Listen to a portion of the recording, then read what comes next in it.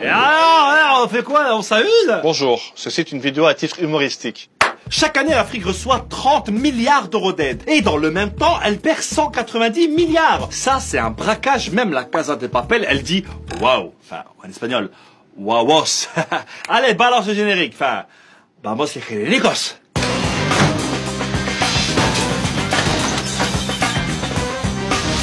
L'homme africain n'est pas assez entré dans l'histoire. L'Afrique n'est pas pauvre, on l'appauvrit. Justice accuse Vincent Bolloré d'avoir aidé des chefs d'État africains à se maintenir au pouvoir.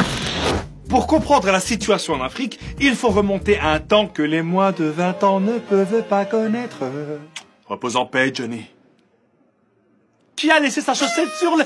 Ah! Les Européens et la France ont réduit en esclavage et exploité les Africains pendant plus de 400 ans. L'esclavage, l'idée c'était au contraire qu'ils soient en pleine forme. Ils soient en bonne santé. Pour pouvoir Travailler les au maximum. vendre et pour qu'ils soient commercialisables. Ah ouais, d'accord. Et quand en plus ils se sont rendus compte qu'ils pouvaient aussi exploiter leurs ressources, là...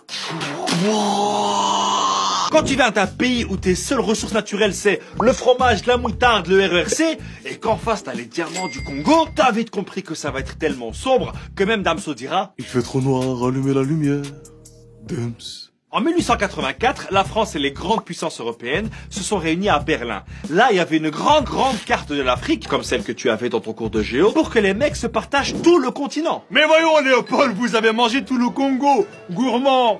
Est-ce que l'un de ces messieurs ici voudrait jouir de la Côte d'Ivoire ou du Niger?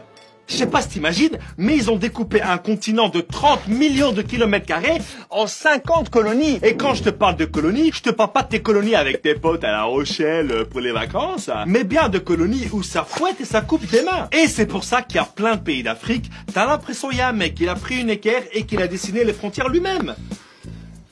Après les deux guerres mondiales, les pays africains, vu qu'ils en avaient marre de se faire dominer, ils ont demandé leur indépendance. Tu me diras, logique. Et la France, elle était pas vraiment d'accord, hein. Il y a qu'à voir avec la guerre d'Algérie. Oh, 1, 2, 3, Aviva l'Algérie, j'ai dit 1, 2, 3, Aviva l'Algérie. Frère, on n'est pas un match de foot ici.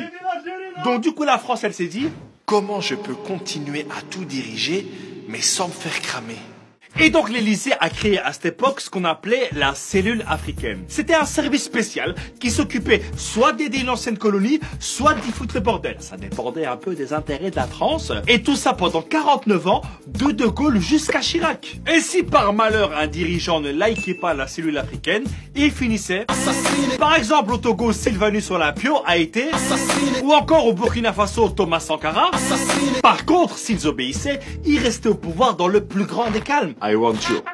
En fait, la France, elle a créé pour les présidents africains mieux que le CDI. Le CDI! Le contrat a duré infini. Frère, t'en as, ils sont restés au pouvoir plus longtemps que Michel Drucker sur France 2, hein. Regarde. Paul Biya au Cameroun, 37 ans au pouvoir. Omar Bongo au Gabon, 42 ans. Gnassingbé Eyadema au Togo, 38 ans. Et il y en a encore plein d'autres, hein. En fait, les mecs, ils arrêtent d'être présidents uniquement parce qu'ils sont morts. Repose en paix, Johnny. Et 50 ans plus tard, ça continue à se gaver. Mais maintenant, c'est des entreprises, c'est plus subtil, ça passe crème, quoi. Non. T'as Total qui pompe son pétrole en Algérie, t'as Orano qui siphonne l'uranium du Niger, t'as Orange et Bouygues qui construisent leur réseau et qui vendent leurs forfaits, t'as Bolloré, l'ancien patron Canal+, il contrôle des dizaines de ports d'où part le cobalt du Congo, qui sert à fabriquer ton smartphone.